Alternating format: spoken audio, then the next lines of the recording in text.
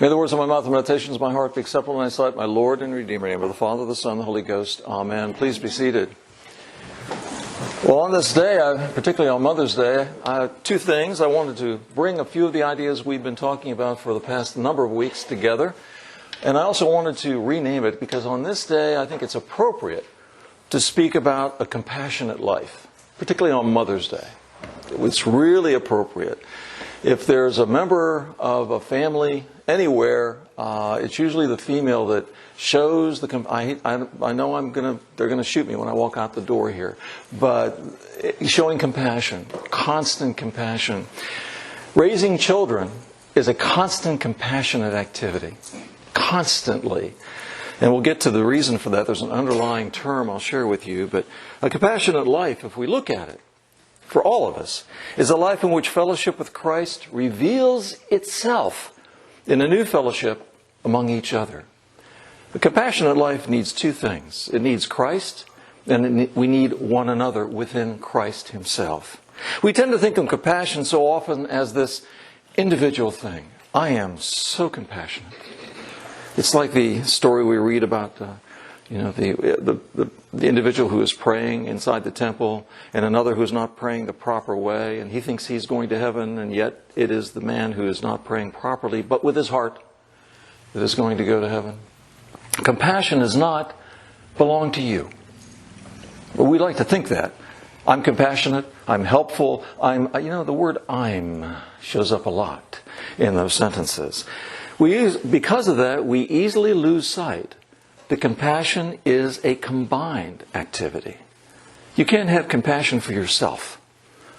You have compassion for others, and they have it for you. Compassion exposes itself between two people and between you and God.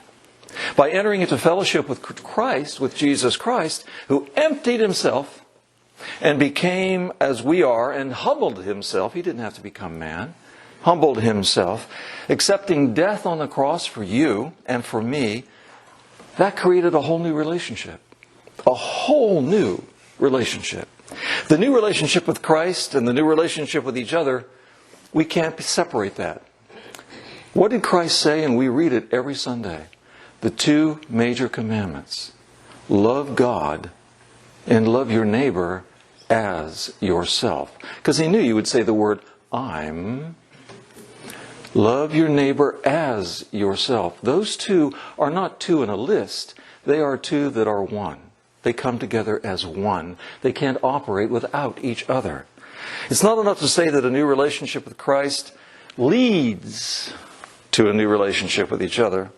I don't think so. Rather, we must say that the mind of Christ is the mind that gathers us together in the ecclesia, the church. Gathers us together in a worshiping relationship. Our life in community is the manifestation of Christ. If you think about friendships, and that's where you see in movies sometimes, and usually the bad guy in the movie is the one that uses people. The other person may think that they're a friend, but he doesn't really like them as a friend. He wants to use them for something. Don't we get this little heartburn in that part? We know that's wrong. Nobody has to tell you that. You know it. It's wrong. To us, the relationship with another individual is a higher calling. Now, it doesn't mean that one of the issues we always talk about here, and I know I've overused it so many times, is Aunt so-and-so. That you don't want to have a Thanksgiving dinner, but you invite her anyway. That's a relationship that is Christ-centered. Christ invited you to salvation. Were you the nicest person in the world? I don't think so. I wasn't. I'm not. Neither is Aunt so-and-so. But you invite her to Thanksgiving dinner. Now, if you're an Ivanovich fan, she might end up shooting the turkey. But that's a whole different matter if you read that particular author and authors. If you will, it's a manifestation of Christ. And as Paul says to the Romans, and do not be conformed to this world. Good advice. And do not be conformed to this world, but be transformed by the renewing of your mind, that you may prove what is good and acceptable and perfect to the will of God. Be transformed with Him. In the very same manner, discipline, they're almost spelled the same way, aren't they? Discipline and discipleship. Those two go together. Without discipline, discipleship is nothing more than hero worship. And you see that a lot, don't you? Undisciplined discipleship. And you could be a disciple of, young kids could be a disciple of a basketball player. But that's hero worship. That is without discipline. Without discipleship, discipline becomes sort of this ego thing. It's all about me. I'm a disciple of Christ. See how good I am? See, I pray better than you do. I pray the right way. You don't pray the right way. That is not correct, and that's because that discipline. The discipline of Christ means that you constantly relate to others, not to yourself. So you lost that discipline. Discipline and discipleship go together. They don't separate. They go together. They strengthen and deepen each other. Now, discipline in the Christian life should never be thought of as this technique. Sometimes, and in seminary, we've always had the problem where we're taught techniques and procedures, liturgical processes. And I know every once in a while you see a younger, of course back then I was, but now I see the younger priests in training, and it's sort of like they're all worried about procedure. I'm going, hey, it'll come. It's fine. Don't do this. The first thing you need to do is always get right with Jesus Christ. The rest of it comes. It's not the be-all and end-all to do everything perfectly. And I don't know whether you guys are out here with your little tablets, but Father and I, every Sunday, we'll go down there and, well, they didn't see that one, did they? Where we mistook something, we moved the wrong way, we said the wrong thing. But God's up there going, I just like what you all are doing. It's okay. It's all right. Your heart is in the right place. You can't get a master's degree or a PhD in compassion. You can learn about it. You can even describe it. Sometimes it's difficult to describe, but if you've been trained, you can. But the question is, do you have it? That's a whole different question. Compassion, in my view, is a divine gift. It's one of the gifts that is given to you in your heart. Now, I would say to you, as we read in Paul, everyone has a different gift. I would argue that each of you has the gift of compassion. Each of you has the gift of compassion. But you tend not to know where it is or to use it in the ways that you should. Compassion is the gift to everyone. So for us, it's not this systematic result in our effort to learn things. It is something you obtain by stepping out. The relationship to each other. By stepping out of the future and past and stand squarely, as I'm bringing a few things together, stand squarely in the present. At a time when many programs are designed to help us become more sensitive, and you can see those every day in the newspaper, right? And in certain professions, particularly public-funded related professions, now there's a whole bunch of stuff coming down and you have to go through this, you're going to be more sensitive. We're going to put you through sensitivity training and all the rest of it, like as if you can be trained to be sensitive. It's interesting. To be more perceptive, to be more receptive, and need to be reminded continuously that compassion is not the outcome of hard work. It's simply through God's grace.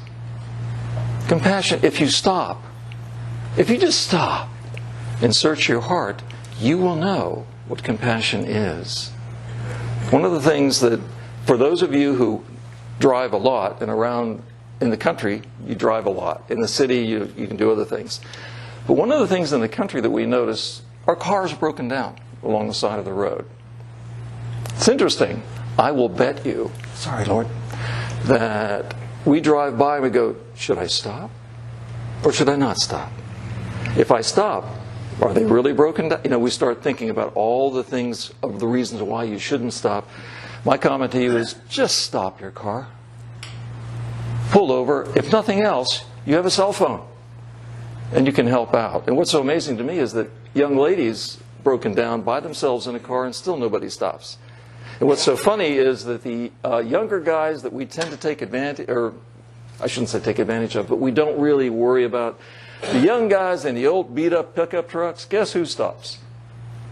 Young guys in the old beat-up pickup trucks that want to help. That's it. And one time, a long time ago, we actually had a breakdown as well, and we tried to pay a young man, and he says, absolutely not. That's what I'm here for. I'm not to be paid. I came here to help you. My guess is that young man went to church, by the way, somewhere along the way. His values are in the right place. So at a time when many programs are designed to help us, therefore, become more sensitive, and be reminded continuously that compassion is not the outcome of hard work, just God's grace. In the Christian life, discipline is the human effort to what? What is discipline in the Christian life? It is this: to unveil what has been covered and to bring to the foreground what has been hidden.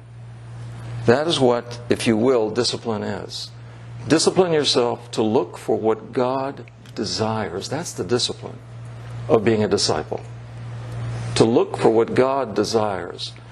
You're a disciple not because you want to be, it's because God has you as a disciple. Now the answer, what's the key? Well, it's the word that you and I hate most of all in Western society: patience. I don't know about you, but I have a tough time with that word. Patience. It's the discipline of compassion is the word patience. And I always love when people say, I have no patience for that. Why not? Why not? Well, because I'm not going to do other things. Some of you during, certainly not during my homilies, but during other times, you're thinking, see, Publix, milk, bread, butter, I know you're running through those lists in your mind. Patience would stop that, but I know it's a normal tendency. That's not a problem. So patience is what you need. Patience, to focus on the present. The capacity to accept, and this is the tough one, ladies and gentlemen, to tolerate delay. We don't like delay. One of the most interesting things I've had to retrain myself is driving in traffic. I'm not going to get there any faster if I pass this car that's going 5 miles slower than I want it to go. I need patience to deal with delay, for trouble, for suffering, without getting angry or upset. The road rage thing is over the most minuscule stuff when you're in a car. Why? Lack of patience. Therefore, lack of God in your life. Patience is a gift from God to be used with God's grace. Without patience, I got a problem. You're probably not going to church. You're probably not talking to God, etc. Interestingly, patience can only exist now. You see, people who don't have patience are the ones that don't live in the present. They live in the future. I got to get somewhere. I'm 5 minutes late. The world is going to collapse if I'm not there. So I'm going to pass the double line and run straight into a dump truck, and that's okay because I'm 5 minutes late. I'm living in the future. The future is where I'm living. On the other hand, you have people that live in the past. Constantly live in the past. They don't have patience either because the past is where you put what? Everything you don't like. So what do? You dredge up everything you don't like and you relive it again and again. So you're living in the past, no patience. All you're doing is making yourself more and more impatient every time you regurgitate some of that. So through patience we can live in the God fullness of time and invite others to share in it. When we invite others to be our neighbor, you can't demand them to be a neighbor. You have to have patience so that they become your friend or neighbor. When we know that God is offering salvation to us, there is ample time to be with others and celebrate life. Your guys are going to heaven. You've got salvation. Why are you driving so fast? Why are you passing when double lines are there? I mean, we've all done it. Gosh, I hope so, and I'm not the only one holding my hand up. Patience.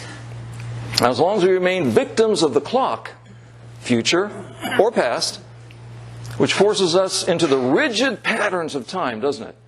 It's here, got to get there, and then, I got an appointment. Well, you have to do things like that. That's life. But certainly you can control those a little bit better. We're doomed to not have compassion for each other. If you live in the future or the past, you will not be able to have compassion. One of my favorite guys, I'm taking you back to one of my favorite writings, is C.S. Lewis.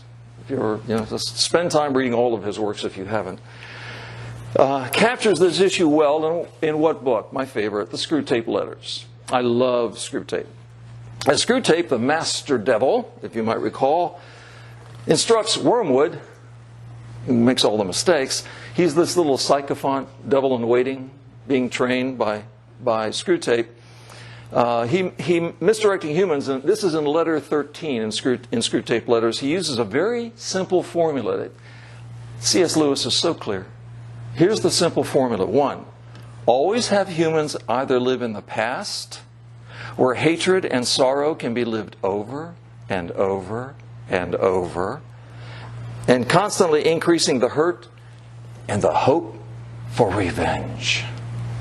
Revenge lives in the past. It doesn't live in the present.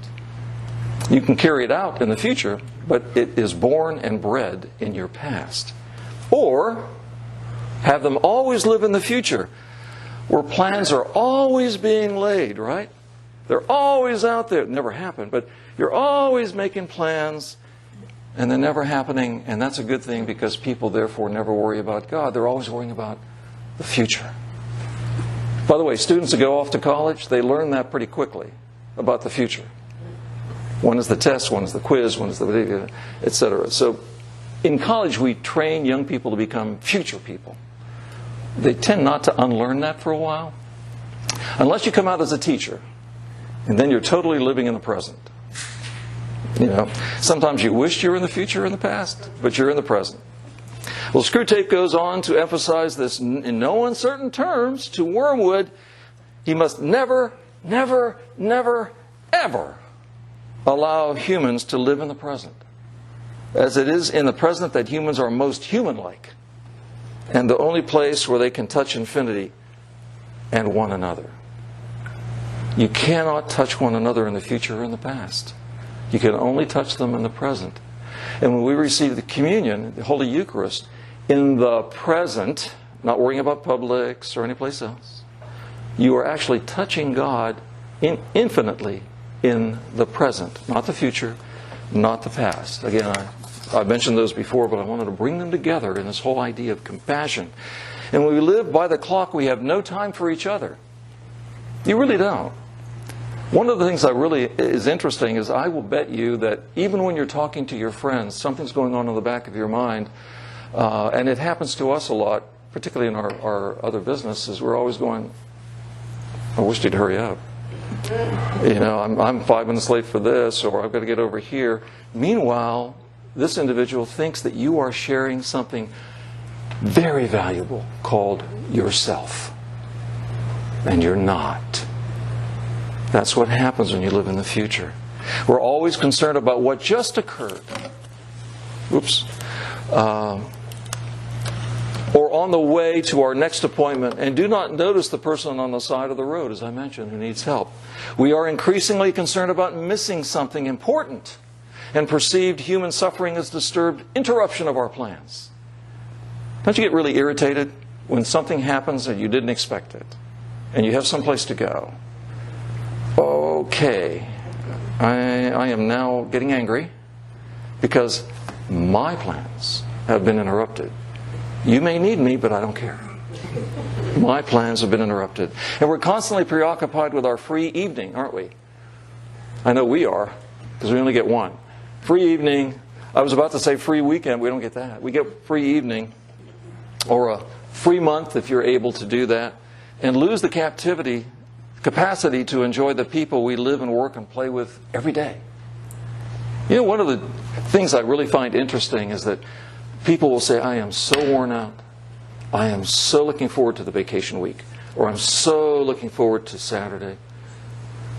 You really don't relate to the people during the week, do you? You really don't use your God-given capacity in patience and compassion. You should be joyous and reveling on Monday.